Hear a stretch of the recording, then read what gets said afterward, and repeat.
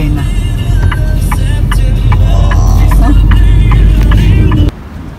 Anong pangalan ng restaurant na to?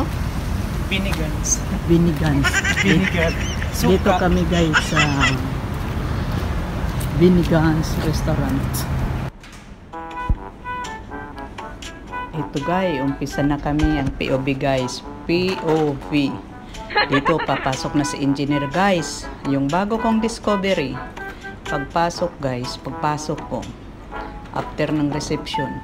May nakita akong traffic light guys sa loob. Ayan o, yung may nag-ilaw doon. Yan.